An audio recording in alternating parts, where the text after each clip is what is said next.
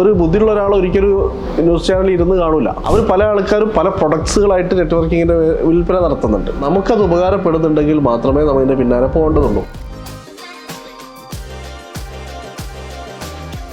ഏത് kind of networking ആണ് ഓണ്ടർപ്രനേഴ്സിന് working ആവുക? ഇപ്പോഴത്തെ നെറ്റ്വർക്കിംഗ് എന്നുള്ളത് ഒരു ബിസിനസ് ആക്കി, ഒരു പ്രൊഡക്റ്റ് ആക്കിയിട്ട് ഒരുപാട് കമ്പനികൾ മാർക്കറ്റിൽ വരുന്നുണ്ട്.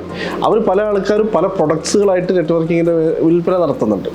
അപ്പോൾ ഈ സാഹചര്യങ്ങളിൽ നമ്മൾ സെലക്റ്റീവ് ആയിട്ടില്ലെങ്കിൽ നെറ്റ്വർക്കിങ്ങിൻ്റെ ഓവർ പ്രസരം നമ്മൾക്ക് തീരെ വാല്യൂ ഇല്ലാത്ത രീതിയിൽ നമ്മളെ ബ്രാൻഡിനെയും നമ്മളെ വ്യക്തിത്വത്തിനെയും ബാധിക്കും.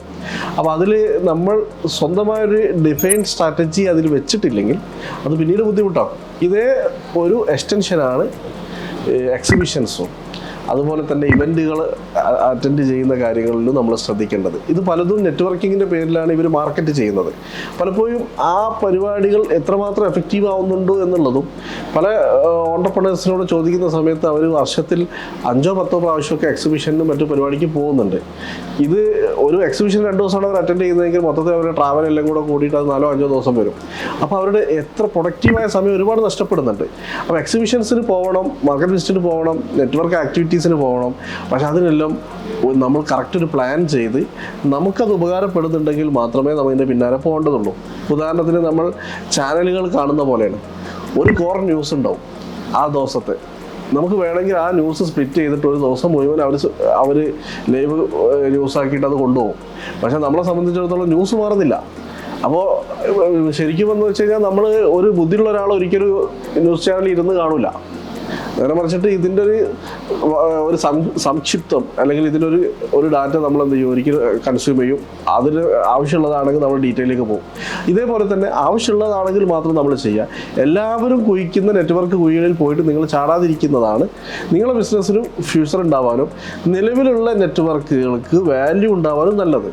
പലപ്പോഴും ഈ പ്രറ്റൻഡ് ചെയ്യുന്ന നെറ്റ്വർക്കുകൾ ഓവർ ആവുന്ന സമയത്ത് നമ്മളാണെങ്കിലും ശരി, ഇപ്പോൾ ആസ് എ സ്ട്രാറ്റജിസ്റ്റ് നമുക്ക് മാർക്കറ്റിലെ 100 കണക്കിന് സോഴ്സ് ഓഫ് ഡാറ്റകളുണ്ട്. ഈ സോഴ്സ് ഓഫ് ഡാറ്റകൾ നമുക്ക് കിട്ടുന്നത് എന്തുകൊണ്ടാണെന്ന് വെച്ചാൽ നമ്മൾ അതിനോട് അത്രയും വാല്യൂ പുലർത്തുന്നതുകൊണ്ടാണ്.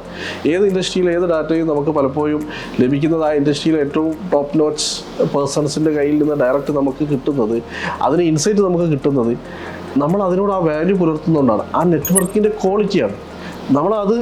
അതിനോട് വാല്യൂ പുലർത്താതെ നമ്മൾ എല്ലാ സ്ഥലത്തും ഇതിനെക്കുറിച്ച് അവരുടെ മറ്റു ഡാറ്റയുടെ കോൺഫിഡൻഷ്യാലിറ്റിയും അതേപോലെ തന്നെ സെൻസിറ്റിവിറ്റിയോടൊന്നും ബഹുമാനിക്കാത്തവരായി മാറിക്കഴിഞ്ഞാൽ ഒരിക്കലും നമുക്ക് ആ ഡാറ്റ ആക്സസ് ചെയ്യാൻ കഴിയില്ല. എല്ലാവർക്കും അത് ബാധകമാണ്. അപ്പോൾ നമ്മളൊരു വേർത്തുള്ള പേഴ്സൺ ആവുക, വേർത്തുള്ള നെറ്റ്വർക്കുകൾ പരിപാലിക്കുക. നെറ്റ്വർക്ക് ഏറ്റവും ഇമ്പോർട്ടൻ്റ് ആണ്. പക്ഷേ എല്ലാ നെറ്റ്വർക്കിങ്ങിൻ്റെ പിന്നാലെയും നമ്മൾ പോകരുത്. നെറ്റ്വർക്ക് സെൻസിറ്റീവായ ഒരു മേഖലയാണ്. അതിന് റൈറ്റായിട്ട് യൂസ് ചെയ്ത് കഴിഞ്ഞാൽ അതുകൊണ്ട് നല്ല ബെനിഫിറ്റ് കിട്ടാനുണ്ട്. പക്ഷേ നമ്മളതിനെ സെലക്റ്റീവായി നമുക്കത് പ്ലാൻ ഉണ്ടായിട്ടില്ലെങ്കിൽ മാർക്കറ്റ് നമ്മളെയും കൊണ്ട് കറങ്ങും. അപ്പോൾ അത് വളരെ സെലക്റ്റീവായി അതിൻ്റെ ഒരു പ്ലാനോട് കൂടെ മാത്രം മുന്നോട്ട് പോയാൽ മതിയാകും.